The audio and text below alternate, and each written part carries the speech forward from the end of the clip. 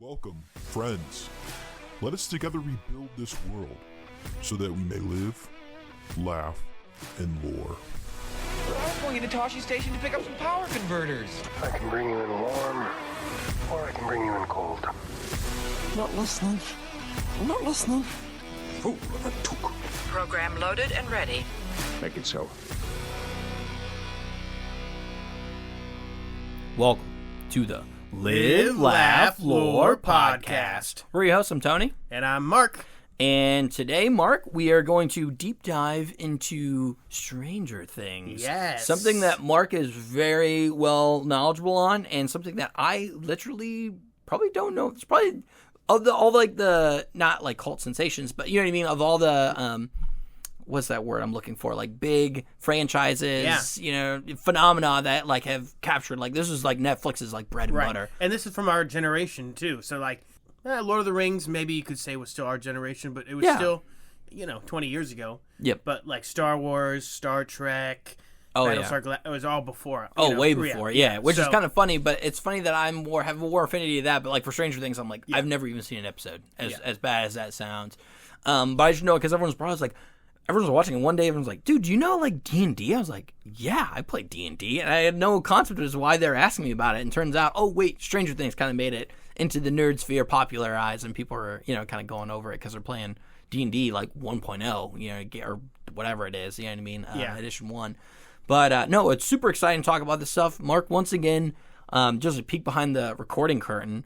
Feels like it's been forever, man. I feel like we have been going crazy. You got your wedding coming up and everything. It's fantastic. I'm so excited for you guys. And there's equally this part of like, oh my gosh, like we're only recording 12 episodes, so we only see each other a lot more, but we're only record once a month. In the studio, Yeah, so that's what I felt. I was like, Mark, what the heck? Did we like miss an episode? Did something happen? So we're still getting used to this cadence, but no, it's been working well. I mean, life's been getting busy on both ends, so. But yeah, I just want to kind of had a quick check-in just online of being like, hey, we feel like this is good cadence. I feel like we're doing great. Mm-hmm. I think so. Nice. We're able to, I think, devote more time and more quality to these episodes now. For sure. More spaced out. You know what I mean? Yeah. I feel like it's a lot easier for us to kind of go on it. But it's funny because we also made it the floodgates open where most of our episodes now do have guests. Yeah. And those ones are always like, that's true. It's fantastic. This is like a real, like just us. That's what I'm saying. Yeah. Now that I'm thinking about it, we haven't had a Just Us episode in a long time. 5 forever. Yeah. Love having guests. Don't get me wrong, guests are fantastic, but this is like the bread and butter of where we came from. Yeah. Also, just for editing wise, kind of nice. Yeah, it doesn't take me, because it takes me like almost 2 to 3 hours just to extract where it is going to the different one. So whenever Mark has to edit it, we literally have to meet each other again later that week just to pass the files over because we can't do it in a single night. Sorry, too much behind the scenes, but hey. What the heck, Mark? This is awesome. We're back to this, back in the saddle, ready to talk about this, and I'm ready to get my mind blown by the otherworld. Upside down, Tony. Upside down. Okay, yeah. But before we go into it, I need to correct myself before the fact checkers out there do. Okay. Lord of the Rings definitely before our time because all the books came out Oh, if you're counting books. Yeah. Even the movies, though, they're early 2000s, right? I mean, we were live. Yeah. But definitely couldn't. I remember the first time Stephanie actually came over, wanted to watch Lord of the Rings at our house. My mom saw the rating. She was like, I don't think. And I was so upset. I could hear it, but I couldn't watch it. So technically my first rendition of Lord of the Rings was actually audible, not visual. Mm-hmm. Sorry, Mom. I was definitely at my bedroom door listening to all that. Have you ever seen the 1970s the Hobbit? Animated? The animated Hobbit? Yeah. Yeah, okay. Only reason why is, do you ever watch Smiling Friends? Yeah. Yeah, they have the Hobbit, Bilbo. Mm-hmm. It's like kind of a run, like there's like a quest and adventure, and it's like kind of off, like the same artistic style and everything. And I was always kind of curious. I was like, so it's all basically that rotoscope where it's just like that. I wouldn't say primitive, but you know what I mean. One of the first renditions of like actual animation where you're kind of going through different frames and all that. But outside the point being is the fact that I started looking into it. And, like I haven't watched it full coast to coast, but I've seen bits and pieces of it. Yeah. And it's like the memes of Gandalf, like there's a puff of smoke from Bilbo, and like Gandalf just like comes in. Yeah. It's like what the heck. So, but have you seen it coast to coast? No. Same with you. Just bits and pieces of it. Yeah. Here and there, not to the full extent. But it's kind of crazy to think that it like went all that way, and that's why Sean Astin was kind of going in like when he's like he watched it to prep for his audition, and all the hobbits were a little bumbly and so he thought, I was like, isn't this the hero of this story? Like, why would I sound so, And so I think he kind of tweaked it, but he mentioned it in an interview, and I was like, it's kind of my first indication of I should really watch that. Yeah, I never knew that, but.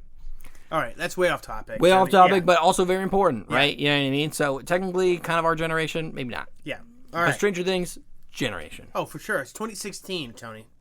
Really? Yeah, that's when the first season. There's 5 seasons, and 2016 was the first one. Okay, I was about to say, I almost aged ourselves there, but yeah, I'll let's see here. I've got it written down. Yeah, 2016 was the first one.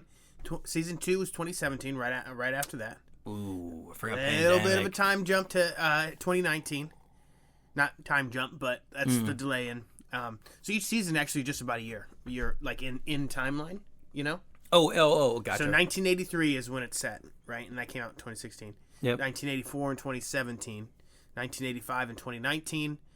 1986 and 2022. And then 1987 in 2025. It just wrapped up. Yeah, I was about to say, I thought the last episode was just last Christmas. So, all right. So before we get into it, Tony, what do you know? Let's set the stage for the listeners of what you know. Yeah. And for me, what do you know? It's really funny because I knew of the Upside Down, but I was like the Other World. I don't know what that's called. Other than that, I just knew it was based in the 80s, and a lot of different aspects of D&D get brought into this. And I think actually fundamentally a lot of the monsters are like D&D monsters, right? Am I going crazy on that one? Well, I don't know because I'm not you're the D&D guy. Maybe as you explain it, I'll do a little. Is a Demogorgon? Is that a D&D monster? I don't know. I need to check that up. Well, because it's funny because some of those monsters didn't persist. You know what I mean? Through the different editions. That's true. And it also might be slightly renamed. But yeah, I'll have to check it out. But yeah, either way, I didn't know the D&D. Dude, the only other fact I know about it is because there's more of like I kind of got into like the. Do you remember when Disney Plus went through The Mandalorian and they're like behind the scenes of like how they film stuff? I got really obsessed with that. I don't know why. Because it's just interesting. Like, how do you solve these problems that come on the screen? But apparently the main actor couldn't ride a bike. And so they had to like CGI his like pedals like as he goes. And they're like, it was a nightmare. You know what I mean? Wow, like they really tried. Dude, the guy looks like my buddy Mikey. Oh my gosh. He's one of the main kids. Dark curly hair. In Stranger Things. Oh, Dustin, yeah. Dustin, okay, yeah, so it was him. Apparently there's a scene where he rides a bike and they're like, doesn't know how, and so they just like had to I didn't do know all that. that. Yeah. And I don't know if that was a meme. Maybe that was like an April Fool's meme. But it didn't seem like it. It seems like they were legit. Like, they had to basically take him stationary, act like he's riding a bike, but then do movie magic to get him fit in. I don't know. Either way, that might be totally. Hey, listeners, let me know if I'm like completely way off on this. I'm almost certain because there's only a few things I do know Stranger Things. So, Mark, let's just say not a lot. Okay, understood. Oh no, understood. All right. So let's start with the basics then, Tony. Okay, yeah. Let me paint the picture for you. Okay. So the year is 1983. Mm-hmm. We're not even born. 2 years before Bowling for Soup. That's true. 1985. Yeah. It's more than a decade before we're born, Tony. That's wild to think about. Yeah. Hawkins, Indiana.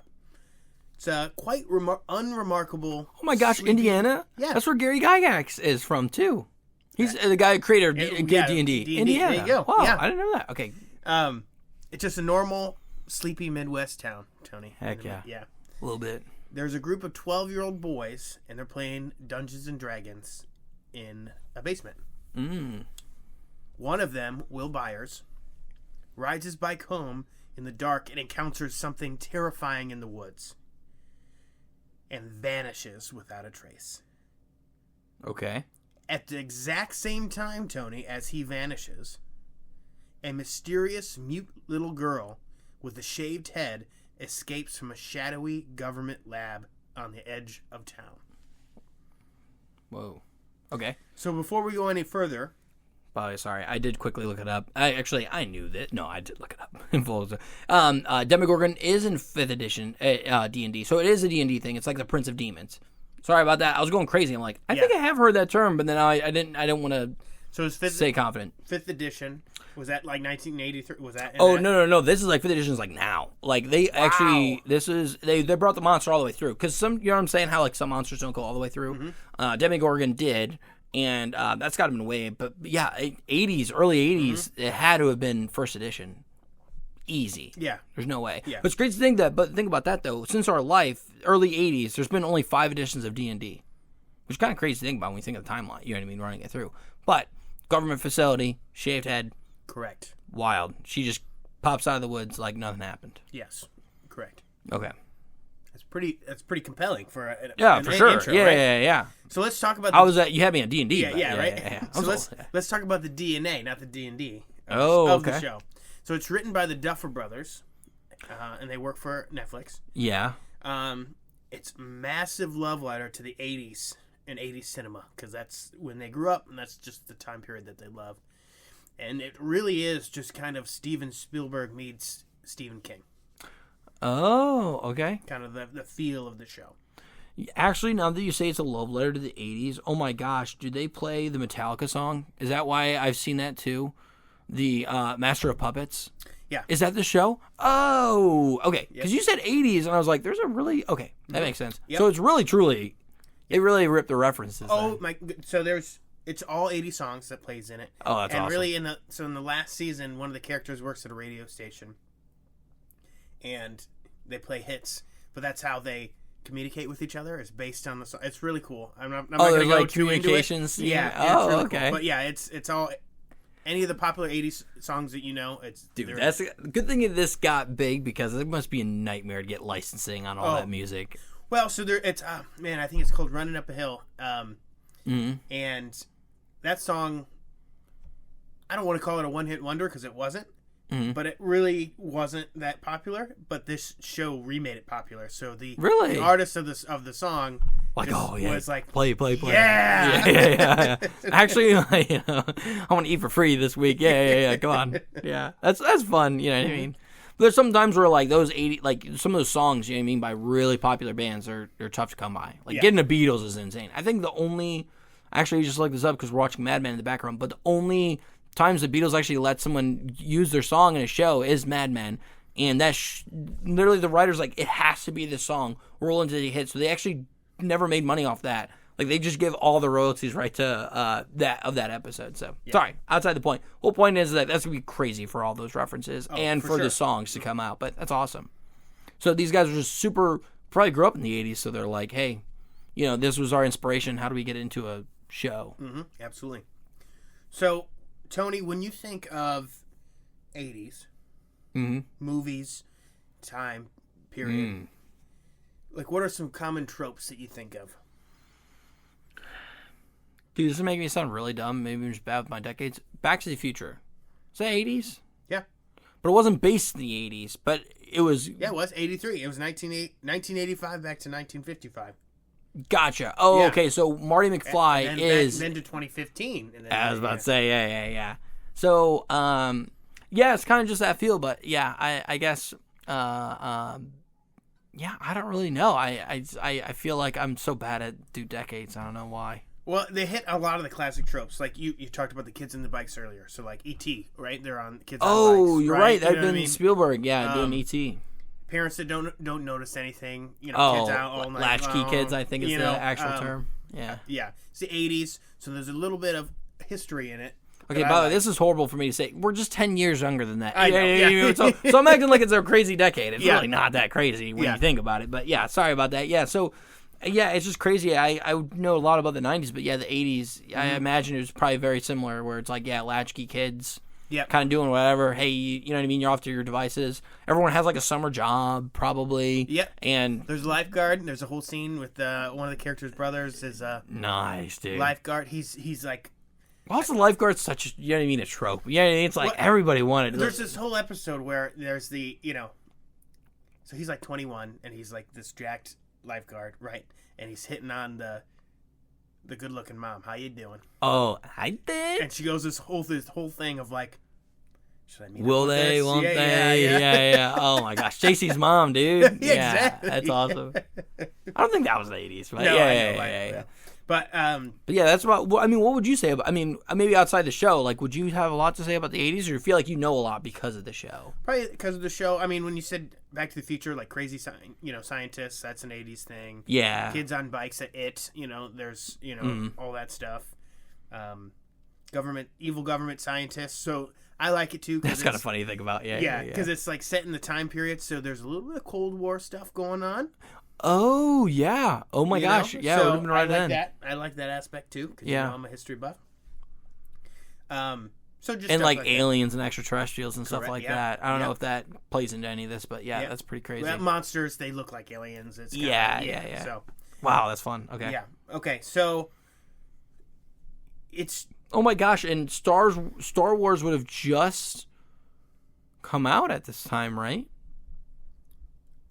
if it was 1983, the Return of the Jedi. Yeah, it would have been. Sorry, when I say Star Wars would have completed at this time. My apologies. Thanks for the correction. Star Wars would have completed at this time. Do they have references to Star Wars? Please tell me they do.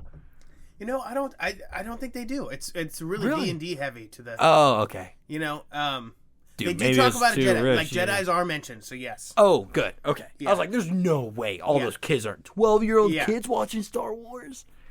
That's awesome. Well, we'll get to that. Because so. Because that's a fun to think about. Like, 12. That's like prime time. You know. Yeah. So if you are an '80s fan, there's a lot of nostalgia for you in the show, but this is your show. But it feels dangerous. All right, Tony. Okay. Yeah. Why does it feel so dangerous? Well, because kids are getting kidnapped and there's monsters and stuff like that. Yeah. Sorry, I thought you meant the references where I was like, whoa, no. hey, why do the references feel dangerous? Oh, okay. It's kind of crazy. Well, when you think like latchkey kids too, they were literally like, yeah, go do whatever. Yep. Just make sure you're home by dinner. Dinner, You know what I mean? It's like, that's crazy. Yeah, with the flickering street lights, you better find Better your way get home. Yeah. Okay, so what really anchors the show, Tony, is the character dynamics. So the Duffer Brothers structured the cast really into three distinct groups. You got the kids, the teens, and the adults. Okay. And kids are the 12-year-olds? Correct. And then teens are 16, 17. Okay. at the So start. it's a little Then bit they're of a then they're out bump. of high school, right? Okay. And obviously, because they're all different ages, they approach the monsters from different angles, right? And they usually start in separate storylines, but then all collide in through the course of the season. Right? Okay. Maybe picking up a couple characters along the way. Gotcha. And does this seem pretty distinct while you're watching it, where you know what I mean?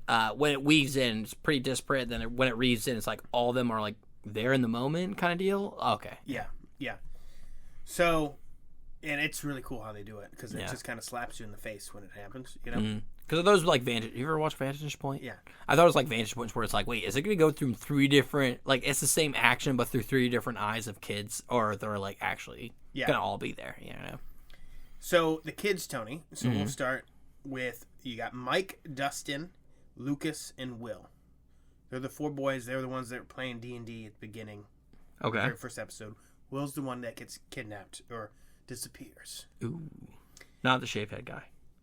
That's a girl. Shaved head is a girl. Oh, okay. So in season 2, they pick up a fiercely independent skater girl named Max. Nice. She completely shifts the dynamic, obviously, because she's, and then there's 11. She goes, that's her name. That's sick. They Is call she a her, skater too?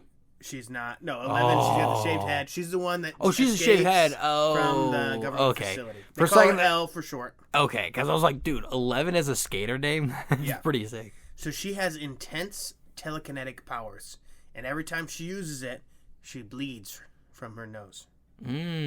Like Sanji. Yeah, and so... Not telekinetic, but... Yeah, no, Sanji, just bleeds. Different reason. That's different reason why he bleeds from his nose. Save that for your One Piece, Tony, all right? Sorry. So this is where the kids kind of make the joke that she's kind of like a Jedi because she can make things move with her mind. Oh, okay. Right? Okay. Star Wars reference right there. Yeah. So the teens, so we have Mike's older sister, Nancy. Okay. They have a younger sister, too, who becomes more prevalent as in the later seasons because the actress grows up. Oh, She's nice. just kind of there in the first, Yeah. And sorry, really quick, Mike's the one who got lost. No, Will. Well, shoot. Sorry. Will. No more quizzes. I got it. Yeah. Sorry. But Mike's older sister, got it. So Nancy is a studious overachiever, okay? Mm-hmm. Will, who is lost, has an older brother named Jonathan. He's a quiet, artsy outsider kind of character. And Steve Harrington, he's the popular jock. Literally, he's called the Hair because he's got the 80s hair. Steve the Hair Harrington. Nice. All right. Yeah. There's a little love triangle between the three of them. Not the teens? Not a complete triangle because it's just the two guys going after the girl, right? But, classic. Yeah. You can't do a kids show without, one kids. You can't do like a teen show without some form of classic, unrequited love. And then they introduce in season 3 Robin, who is an incredibly sharp, fluent in 4 languages. Tony, alt girl who works with Steve at the mall, but she becomes important in seasons 3, 4, and 5. Oh, nice. Yep. Funny. Yeah. So now the adults, primarily Joyce Byers, who is Will and Jonathan's mom, Winona Ryder. Lifeguard girl? No, that's Mike's mom. Oh, how you doing? Dang. Okay. Yeah. No, Winona Ryder is she's from Beetlejuice. If you ever saw her, she's in there. She's in a lot of things from that period. Okay, yeah. I'll just search her. I have to look her up, but yeah, I don't know. And then of course Jim Hopper, who's the sheriff. Oh, okay. I do know that name. So Jim Hopper is the small town chief of police, and then he becomes like Eleven's like adoptive father after she escapes. Okay. So they have that relationship there. Now, because the core characters are geeks, they don't have scientific words for the cosmic horror they encounter, Tony. Oh, okay. They use D&D to understand their reality. You have to. Yeah. Right? That's just how they cope. So let's look at some of how the show flips these classic characters completely on their head. So I'm going to pitch you 3 different characters based on how they start out, and I'm going to have you kind of guess on how you think they would have handled the situation, okay? Okay. And my D&D knowledge? Like relative to my D&D knowledge? Well, I'm going to give you a description of the character and how, with D&D, how they would have, like, confronted the monster. Oh, okay. Whatever. I was trying to look at the Winona. I couldn't find her. Oh, okay. Maybe I spelled it wrong. I absolutely spelled it wrong. Yeah. Well, wait. Truth be told, I spelled it absolutely wrong. All right, here we go. We're not mid doing it, mid podcast. It'll give me time to make sure I'm in the D&D headspace. I'm pretty sure I know exactly what you're talking about. When you said Beetlejuice, I'm like, I don't think there's that many. Oh, yes. Okay. I have seen her. She's in a lot of things. I think she dated Johnny Depp for a little bit. No way. Like way back in the day, yeah. Yeah. Pre-Heard.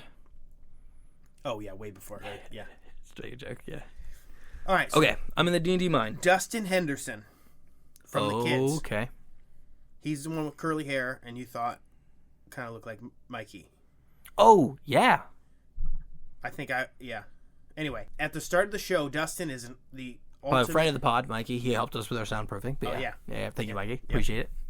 He's the ultimate comic relief nerd, okay? Love it. He's incredibly smart, has a massive lisp, he's obsessed with science fiction, and he's usually the one trying to keep peace during arguments that arise during D&D.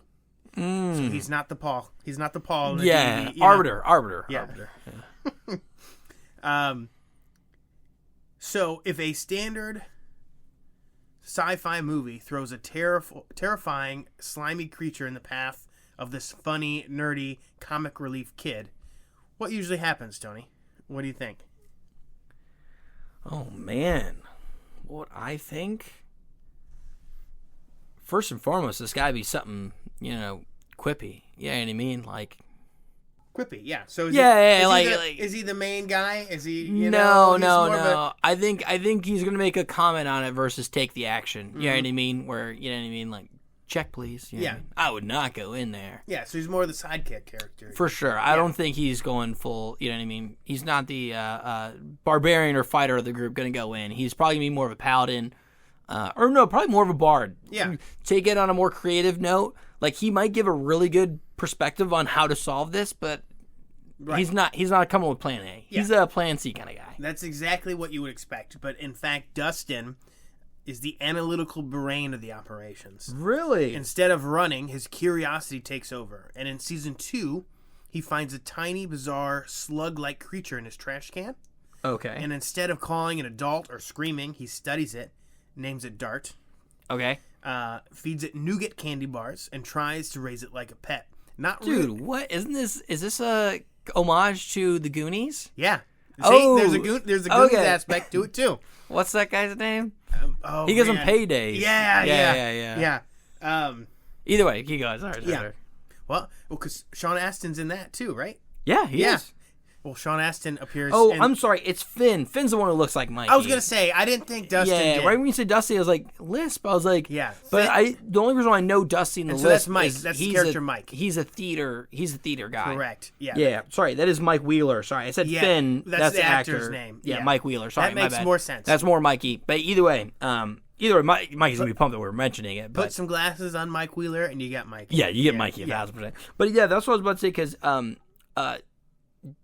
Dusty, his name is Galen, and he's a big theater guy. So I've seen a lot of his stuff just outside of Stranger Things, but theater throughout. So, there. and he has like this the reason he has a lisp. No like, collarbones and Yeah, there like the gum like grew over his teeth or there's something. I don't think he's like it's like something where like the calcium in his bones like didn't process Correct, right, and so yeah. like I think he said he's born with that because I saw the video where he like puts his shoulder. Yeah. It's so funny. I've seen a bunch of Stranger Things external, not to actual Stranger Yeah. Things. Yeah. But he's a beautiful voice. Oh my gosh, like he's a thing. But that's so funny to think that he's like the. So I will say in D&D group, typically the analytical mind will kind of prevail almost, and they'll be the one first to action. You know what I mean? I don't know why I've kind of felt like with being more quippy, I thought he'd be more of a side. Well, 100%, and that's what we expected. But that's just the character development of him and of the show. You know. Oh, gotcha. So wait, so maybe season 1 he was more quippy, and then by season 5, oh, okay, gotcha. They all go through this huge. I mean, after kids, they, right? yeah, and after they see the Demogorgon for the first time, they go through this. You know. Yes, that might be a good mature awakening, I guess. So he finds this little slug, this dart. Love it. He doesn't realize though. But I already love Dart. I don't Yeah. care what you say. I'd probably watch the show just for Dart. Well, they're raising a baby Demogorgon, and they don't realize it. Yeah. Dart's a Demogorgon? Yeah. His nerdy obsession there overrides might be his one. fear, which leads to some of the funniest and most dangerous moments of the show. Yeah. It's just, There's yeah. comic relief, yeah. Yeah. God, to feed the thing that's gonna... Yeah, that's gonna, you know. Yeah. Wait, so but that's in their world. Mm-hmm. I thought all this stuff only happened in the Upside Down. We're getting to that. We'll Sorry. get there, Tony. But I really thought... talking- yeah, Yeah. setting you up. But Appreciate yeah, it.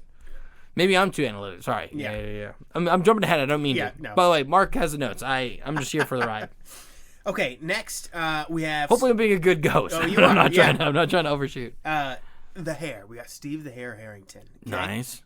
Is he the lifeguard at least? No, it's Max's brother who's the lifeguard. Oh, I thought the hair. You know what I I know. mean? Like, Well, come let me on. tell Max's brother also's got Nice hair? Yeah, nice hair. Nice. Yeah. So in season 1, Steve is the ultimate high school 80s stereotype. He wears the pristine polo shirts. He has the perfect feathered hair. He's a popular jock, and he's a kind of an arrogant jerk, especially to the artsy kids. So he picks on Jonathan Byers, and especially when he finds out that he also likes Nancy, that really fuels you his have fire, to. right? Yeah. Unrequited love by someone else too. You can't bond over that. You gotta Right. fight over it. Yeah, and he's a little bit of an airhead, right? I mean, that just comes with the jock personality. Yeah. He's coming in with fists. Yeah. So in a horror movie, like Scary Movie or any of those movies, what typically happens to the arrogant, popular? Oh, they're like one of the first to go because they're Bingo. they're the ones who are gonna face the action Yeah. because they don't take the time to evaluate the situation. They're just Right. You would think he's built to be monster food, right? But Steve undergoes one of the greatest redemptions in television history. By season 2, he essentially becomes the protective babysitter of the 12-year-olds. He grabs a baseball bat driven full of nails, like he puts nails. oh, that's like zombie and level. steps in between a pack of monsters and the kids and completely subverts expectations. Oh, and he becomes best friends with Dustin too. Oh, okay, cool. And their friendship becomes like the beating heart of like the middle seasons. Oh, and nice. so like I think it's in season 3 when Robin comes on the scene. They're working in the mall. They work at this like ice cream place in the mall, and Dustin comes home from summer camp, and he comes in. He goes, "Where is he?" And Robin's like, "What do you mean?" And Steve comes out. And they're like, "Henderson." They have this whole like secret handshake. And Oh, okay. And then the other kids come in and he says hi to him, and Robin's like, "How many 12-year-olds are you friends with?" You know? Yeah, because he's also like what 16, right? Yeah. Because like to think about hanging out with someone younger than you. Yeah. It's crazy. Shared trauma, though, Tony. Yo, well, yeah, if you're going through monsters, but you know what I mean, though. Like, can you imagine your own like, if you're 16 hanging? Yeah, I don't know. I just feel like there's such a big age, not like age gap, but like the maturity level. You know, I don't know. Yeah, I feel like that's for sure. crazy. So I can understand her apprehension. Yeah. So she's good. We're not gonna get much into Robin though, but she's definitely a great character. You got to watch the show, learn more about her. Yeah, this is also a deep dive. Keep in mind, you know what I mean. We're only here to. And now well. So okay, now we're gonna take one from the adults. Jim Hopper, he's a classic. He's David Harbour. For our listeners, he plays Red Guardian in the Marvel series. Nice. Okay. Yeah, so he got that role after becoming famous from Stranger Things. Really? Yeah. He's been in other things. He's been in Hellboy now. He's the new Hellboy. Gotcha. Yeah. Okay, now I Yeah. know exactly what you're talking about. Yeah. Okay, cool. So he's been in a bunch of stuff, but he was not. He had done stuff before Stranger Things, but he wasn't super well known. Yeah. Not an A list. You know? Yeah. So he's the chief of police of this small town. He's cynical and he's grieving the loss. His daughter died of cancer and his wife left him. Oh my gosh. So he's popping pills and he doesn't think anything ever happens in Hawkins. Yeah, it's a small town Right? in Indiana. So he's really... he's grieving. So when a frantic mom, Tony, comes barging in and saying a monster took her son, how do you think Hopper would react in a You're standard being show? hysterical. Yeah. Nothing ever happens in this town. Right. And he's not going to Surely, do anything he's about not doing anything, yeah. Well, that's exactly what you would expect him to do. But his instinct, he feels something inside him that this is his... calling almost? He couldn't save his daughter, but maybe he can save this kid. Let my soul be, clean slate. Yeah.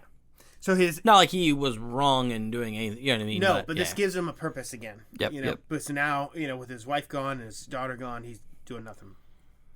So as a protector, those instincts kick back in, and he becomes relentless. A brilliant detective who's willing to even break into a top secret government facility with nothing but his fists and a flashlight to get answers. Because I remember I said there was a secret facility outside of town. Makes me question the security of it. Yeah, sure. Yeah. But hey, with your fist, gotta love it. Yes. Okay, so that's some of the characters. Any questions So on them? it sounds like outside of the 80s trope, they build it up as 80s tropes, but then don't execute the 80s tropes. You know what I mean? Like they subvert a little bit. Right, they don't make it like cheesy or anything. Exactly. But yeah, maybe that's what I was going for. But cheesy. like you will, it's the 80s, so you will have kids on bikes. Right? Oh yeah, but meaning like the overarching characters isn't like a caricature of what you think is going to happen, right? It kind of subverts, but nice. Okay, so let's get into some of the lore of the Stranger Things world and some of the cosmic horror. Now that we've kind of built the scene for you. Got the people, now we need the place. Yes. So the fundamental sci-fi premise of Stranger Things is that the government lab in Hawkins was trying to spy on the Soviets using a young girl, 11. Remember I told you she had telekinetic powers, and it was during the Cold War, right? So she has psychic abilities, like I said. But during an experiment, her mind reached out too far into the void, which is kind of the space between the immaterial worlds. Yeah, exactly. So that's it's 40K, but yeah. Yeah. So you got the real world, right? Yep. I know I'm using it's almost hands, exactly. Yeah. And you got the upside down, and then the void is like in between. Okay, so fun, awesome that you mentioned that. D&D goes on that. So they're what's called, typically what you'll hear in D&D, that's a planar existence where there's different planes, right? You have your world, another plane, and then there's voids in between where who knows what's going to happen. But sweet. Okay, so they are going like full D&D. Yeah. So she is so powerful, Tony. So she's 11. That means she's the 11th experiment, right? Oh, I thought you meant her age, but no. She is truly the 11th experience. She is also 11, but she is triple. Oh, just like what do you call it? An HSA, triple tax benefit. And as far as we know, she's the most powerful experiment too. So she's like the most coveted asset of this government facility. Gotcha. But she reaches out so far that she actually tears a hole in the fabric of space and time, allowing the Upside Down to come in, and that's what snatched Will Byers out of thin air. Now there's a direct access. There's a Tunnel. hole. Yeah. It's not good, Tony. That's never good. No. I've read enough fantasy and sci-fi to know that a tunnel to different dimensions is never fun or plain. If you could probably guess what it looks like, but for our listeners, imagine a dark, decaying, toxic mirror image of our world. That's what the Upside Down is. Mm-hmm. If you stand in the Upside Down, you are literally standing in the exact same spot you would be in Hawkins. Oh, sick. I love when they do stuff like this. Okay. But the buildings are covered in this organic, throbbing vines. Hell yeah. The air is full of floating ash, and there is no light. It's dark all the time there. Crucially, we find out later that the Upside Down is actually frozen in time on the exact day that Will Byers goes missing in 1983. Is that the same day in which 11 reaches out and creates the hole? Yes. Okay, so it is the same. Okay, cool. Yeah. As she's reaching out, the tear is open, and as soon as the tear opens, it sucks Will in. Dude, bad day to be Will. Right. Especially where, like, what's the chance? Yeah, okay. right? Man, golly. And especially the hive mind, like, the fact that it's organic stuff. It's Yes. like, ooh, there's probably... So here's a little bit of Battlestar Galactica for you, Tony. Love it. It's not empty in there. The Upside Down is governed by a hive mind. Yeah, thank you. Yes. Okay. Biological, but yes. Correct. Yeah, that's more, mechanical, or I don't know. Yeah, mechanical for Battlestar. but then also Battlestar also does bio, so don't look too much into it. But either way, correct. Yeah, the fact that it's bio mind, hive mind, love it. Tyranids is probably a closer thing in Warhammer, but either way, Tyranids love it. Hive mind. Yes, hive mind. Okay. So everything in that dimension, every vine, every spore, every creature is biologically linked, like you said. It's I love when stuff like that. If you step on a vine in the Upside Down, the main villain, miles away, instantly knows exactly where you are and what you're doing. Okay? Love it. So that's a little scary. Yeah. So Can't do a lot of covert things. No, if you're in his world, he knows where you are. Yeah. So let's look at the evolution. Bad day to be Mike. Oh, yeah. And Will's the one, yeah. But, Will. yeah, Sorry, Will. God. So let's look at the evolution of the threats, okay? Because they tackle different threats. Okay. Because it scales up beautifully. So season 1, like I said, that's set in 1983. The Demogorgon, that's what we think the big bad is. Mm-hmm. But he's just a pawn, Tony. He's just a pawn. That's rough, because the Prince of Demons is a pawn is pretty right. Not great. So the Demogorgon is this animalistic humanoid hunter. It has no eyes, and its face opens up like a predatory flower. I mean, that's what it looks like. Oh, dude. Okay, so actually when we were passing out candy at your house, people were dressed as the Demogorgon. Correct, yeah. Oh, this gotcha. is a couple years ago, but yes. Yes, yeah. Oh, yeah, it was a long time ago. It's actually when one of the conceptions of the podcast was coming about. But yeah. Actually, probably the same night. Yeah, that's crazy to think about. Okay. I just thought it was a weird sport. I didn't know. So it has teeth, too. Right, when it opens the flower, it's got teeth. It slips through the temporary tears in reality, hunts, and drags prey back into the Upside Down. Oof. So when Elle opened it up, they're the ones who came and got Will and brought him back. Okay, the Demogorgon. Okay. Yes. And so you don't know when they're going to pop. I mean, you can see it, obviously, when it's tearing. But because Elle made that initial tear, it's easier for them to just, like, pop up. When they want now. Okay. Because the door's been open, Tony. Yeah. All about putting your foot in the door. Yeah. So they defeat the Demogorgon at the end of season 1. And they're like, all right, that's it, right? Yeah, we've solved the big bad. No. There's so many more Demogorgons. So in season 2, it's in 1984, the Mind Flayer. Oh, yeah, this is absolutely D&D. That's awesome. I love Mind Flayers, dude. This is a love Mind Flayers. Lovecraft as in like he wrote Dracula. Yeah. Cosmic horror. It's a massive towering entity made of shadow and smoke that controls the entire hive mind. Yeah. God. It doesn't just hunt, it wants to consume and conquer our world. So this is in seasons 2 and 3. Gotcha. So but Mind Flayer is actually as the listeners may know or may whatever, that's my favorite D&D monster of all time. I love mind flayers. So during this one, and I think it's season 3, season 2 maybe. You guys can correct me, but Sean Astin is in a season of Stranger Things. Oh no! And I'm pretty sure his name's Bob in the show, and he's dating Will's mom. Nice. And so he's in there, and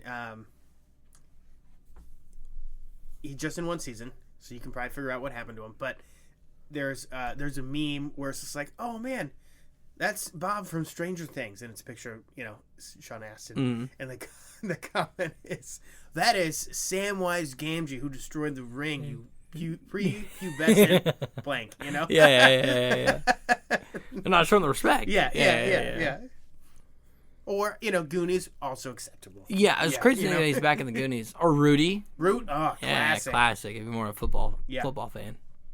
Okay, so the Mind Flayer, Love it. you don't really defeat the Mind Flayer, but they kind of, Will was able to expel it from his mind for a little bit. Yeah. Do you actually see the physical version of my, is it an octopus-esque humanoid? Do you actually physically see it? So, you see it, it's like a smoke thing.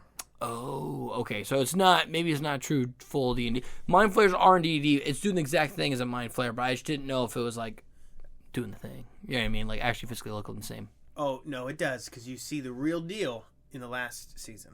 Oh, no way. Yeah. They all. It's I hate to spoil it for myself, but I'll look it up. They all come together. They have to fight all of these bad guys. Demogorgon, Mind Flayer, and questionable number 3. The last two, which is in 1986 and 1987, Vecna. I'm not going to tell you who he is or what it, but I will say that he is the ultimate mastermind. He is dark.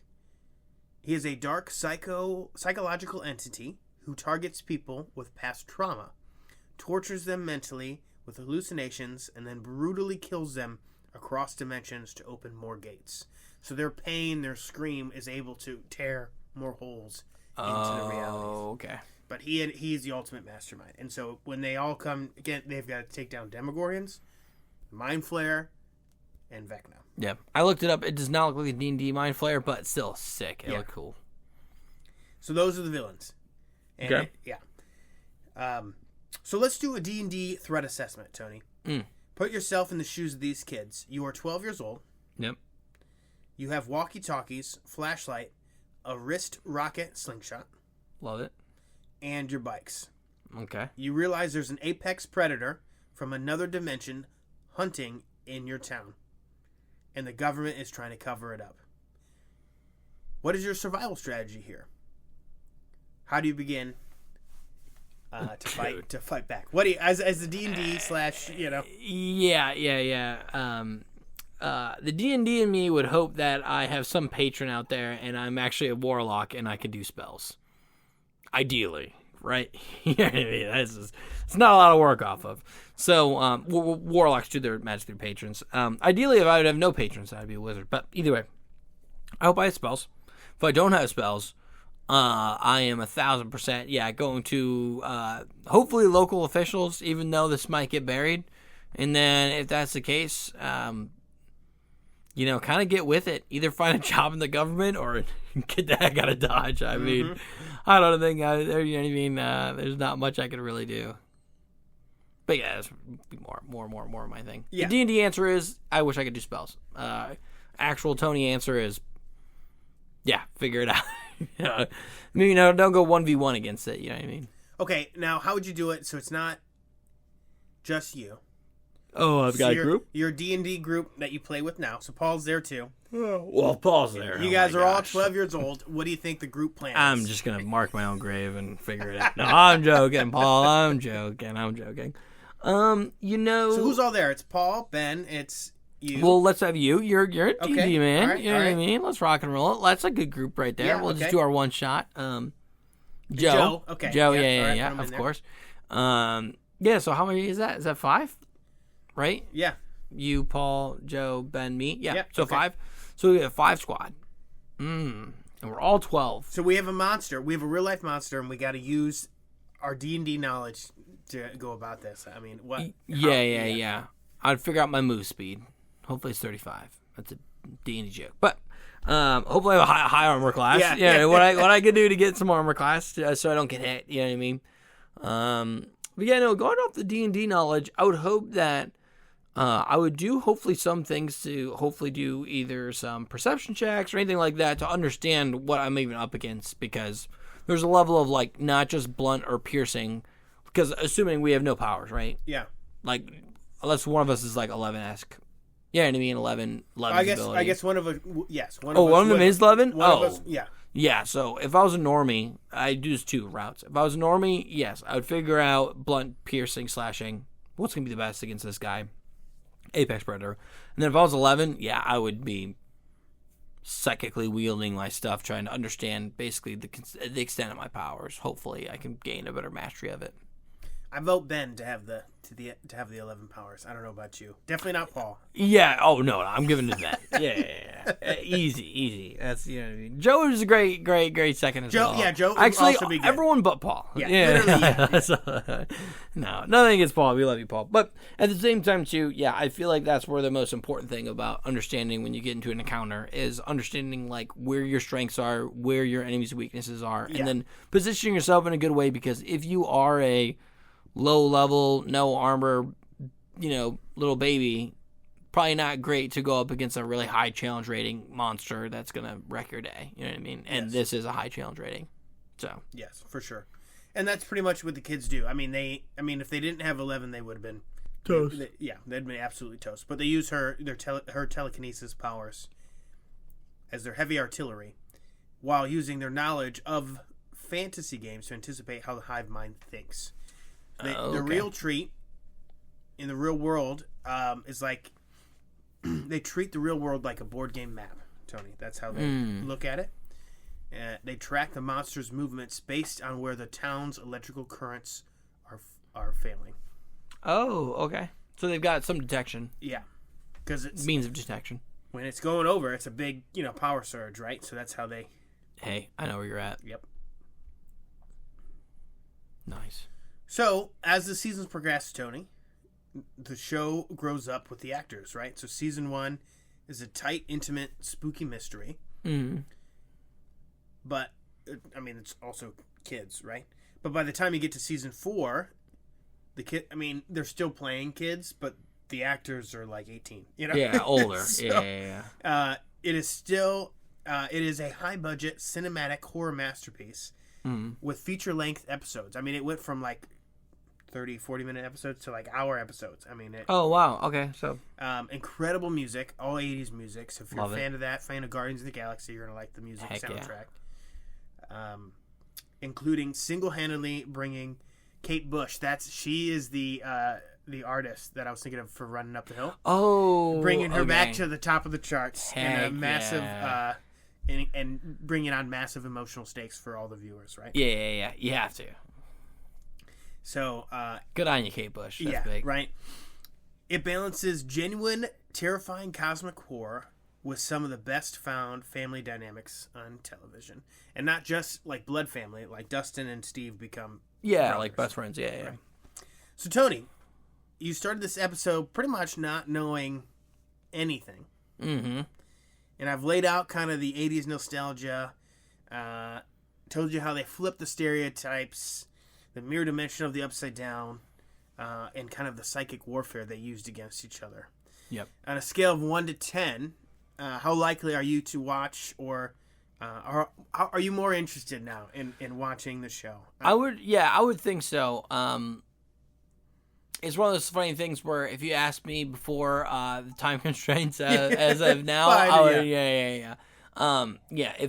if I had, barring free time, right? Let's assume I have infinite time, I would absolutely put this on my watch list. Yeah. It sounds right up my alley. I've never had anyone really explain to me. I've always heard, it's like D&D, and that's really all it was. Or they're like, if you like 80s stuff, and I was like, whatever. You know what I mean? I was never really huge on that, but it seems much more interconnected. Seems to be a lot more things that are kind of going on. Yeah. You know what I mean? I feel like I would definitely like to watch it. What's the hook for you? The D&D-esque of it, or? Yeah, probably the fact that they're integrating D&D way more than I thought. I just thought this was a group that played D&D and then stuff happens and they left at the table. Yeah. The fact that there's no joke things, which is kind of interesting because it's funny. Maybe that's why they're not actual D&D monsters, but it's their way of rationalizing the world. So, like, the Demogorgon is a D&D character. It does not look like a flower, but for them, like, oh, we're just going to call it that. And I think that's kind of the preface is what you're saying. So same thing with the Mind Flayer, where it's like, hey, this is a hive mind. Well, there's only one hive mind creature or not one, but there's one prevalent one in D&D, and that's Mind Flayer. So it's like, oh, so it's kind of interesting the fact that they're mapping. Like, that's one of the more intelligent things to do is, like, you basically know what you know. You don't know what you don't know. Yeah. And, well, how do you figure out what you don't know is you map it to things that you do know. And it's like, oh, that's really fun. So I think that's my big hook, The fact that they're doing a lot of D&D and the fact that there's, like, that aspect of rationalizing a world by going back to a knowledge base that they're comfortable on. Yeah. And I'd be interested if you ever do watch it, because I'm sure there are more D&D references that I picked up on. Oh, probably, yeah. That you would have picked up on, Yeah, it's a good show. I've got a lot of One Piece to go through, but I understand. Yeah. No, it's one of those things where, I would really like to watch it, but it's just on the grand scheme of things of timing and everything like that. But no, it does sound like a really fun show, and I think the fact that it was like such a massive phenomenon too, I get really nervous with those, especially when they're not finished. Because it's like I've been burned on Game of Thrones and stuff like that, where it's like they almost get too big for their britches, and it's like, how could you possibly end this kind of deal? Mm-hmm. And then the last season ends up not invalidating the journey. The journey's still worth it, but the last season, like, you don't get a really big payoff because it got way too big kind of deal. And I was a little nervous, especially when the pandemic hit and everything like that, where I was like, ooh, I don't think this is gonna, you know what I mean? So I guess maybe let me switch this question on to you. How do you feel like it ended? Do you feel like it ended well enough for the journey to make sense? Game of Thrones is a little bit tougher because there's 8+ seasons or 7+ seasons. So there's a lot more content, and each of those are 45 to an hour long. So it's, you know what I mean? You have more time, time in the show. Granted, this is 5 seasons. How many 5, seasons? yeah. Yeah, so 5 seasons. It's probably still a lot of time too to contribute to this. So, what's your thoughts on the last season? Definitely better than the Game of last Thrones. season of Game of Thrones. Okay. As long as it's there, that's kind of the baseline. Now, of course, you're always going to have debate, right? There's some people that really hated the ending. Okay. Some people that really liked the ending. Mm. I'm a sap, Tony. It ended kind of the same way it started. Oh, and okay. to me, it was like a... I can live with that. Yeah. You know what I mean? I if it's a question of like, oh, they just dropped 90% of their storyline, like in Game of Thrones, like they built all this stuff up for so many seasons and they just literally didn't resolve anything, and it just kind of resolved to, oh, we're back to where we were at the beginning and there's no resolution. That's not fun. Yeah. You know what I mean? No, so even if it's a sappy resolution, I can live with that. I think it was good, and so what people really had an issue with it, if I can try to explain it without ruining the ending, it ended how it probably should have. Oh, okay. But they're playing D&D, and then It's like Jumanji. they start playing D&D, so they got to end playing D&D. Yeah. But then how they finished their campaign was like the last scene, right? Okay. Some people had an issue with that. Like how the campaign ended, not like the actual defeat of the monster. Like the defeat of the monster, that was awesome. That was great. Yeah. Then the campaign, you have to watch it. I don't think there was an issue. I'm as long as you're not telling me to run for the hills. no. Okay. I didn't think there was an issue with it, but there's a lot of people that did. Yeah, and that's fine. You know what I mean? Well, with that big, here's the problem. I think that's the thing too. No matter if you grow to a certain viewer count and you're that popular of a show, it's always going to end in controversy. It's just a question of if that controversy nullifies a lot of the journey to get there, or if it's like a no joke, like even if it's a sappy ending, like, oh, this is so this, of course they're going to end it like this. It's like, okay, yeah, I'm glad they ended it like that. Yeah. You know what I mean? Like, I'm glad they did it versus when it's like, Game of Thrones where it nullifies a lot of things that build up where they just don't, like, a lot of the main storylines that were getting built up for seasons and years on end just didn't matter at the end. It's like, okay, what was the point? You know what I mean? Truly, what was the point of all this? You know what I mean? So, as long as you're not walking away from the show being like, what's the point of Demogorgon? It didn't make any sense. No. It's like, No, okay, it's like, you know. it was, Or if it's like maybe Survivor's the one where it's all a dream, right? What's the... No, No, not Survivor. it's with Leo DiCaprio. It's Oh, not the movie. I'm talking about the show. Actually, freaking Mary from Lord of the Rings is in it. Dominic Monaghan. Lost. Thank you. Yes, it's all a dream. Sorry. So that's a little bit on the edge, but still. Yeah. My point being is, as long as the journey is, not nullified. Yeah, it's kind of simple. It's not exactly like the Lost ending, but it's something sad that happened at the end of the fight, which needed to happen. Yep. But then the campaign was just like, oh, that didn't happen. But D&D is a game, and you always want to end on a happy note. Yeah, right. For sure. And so that's you've done that's the thing. Yeah. The king recognizes your quest. Yeah. Pascal. Yeah. Okay, that's good. That's my other big thing. Right? Yep. If someone's like, "Are you gonna watch this?" I'm like, "Did you already watch it?" Does this nullify everything? You know what I mean? But I don't want to spoil it for the listeners. I want them to actually go watch it. For right? sure. Yeah. No, that was a perfect way to explain without spoiling. Yeah, overarching, Mark, I think that's really all my big questions on it. I think that was kind of more or less where I wanted to kind of go with the overarching of like, hey, would I watch it, would I not? It's kind of based on that particular question. Good. Nice. Yeah, anything else on your notes or anything like that? No, so that's really all I got, Tony. So, nice. Yeah, you heard it here. Tony said he's game. You guys should be game too. If you guys do watch it, let me know what you think. I'd love to hear your thoughts on it. Yeah, and especially for the people who play. I mean, there's probably a really big overlap of D&D players and watchers of this. Yes, love to hear that too. Of those comments of maybe things we might have missed and been like, oh yeah, we said Mind Flayer, Demogorgon, everything like that. Maybe without too many spoilers, but either way, there were probably more references there. Right. Or how many times did they reference Star Wars? I gotta know that. Yes. Yeah, that'd be good to know. Like I said, I tried to do an overarching without giving too much away, but if there was major points that you listeners who've seen it thought should have been in this episode, please let us know. We'd love to hear about it. Yeah, absolutely. So with that, as always, thanks for listening, and please reach out to us with questions, mix-ups, and what-ifs. We haven't done a mix-up or what-if in a while. Maybe we'll try to go back to the saddle. Yeah. Mark, Yeah. I like these, me and you back in the saddle. I know, it's right? But reach out with anything. Love to hear it. Yeah. Exactly. And if you're ever curious, say, hey, where do we reach out? You can reach out on X or Instagram at the Live That Floor Pod, or you can also email us at the livethatfloorpod@gmail.com. That's livethatfloorpod, POD, @gmail.com. Thanks, guys.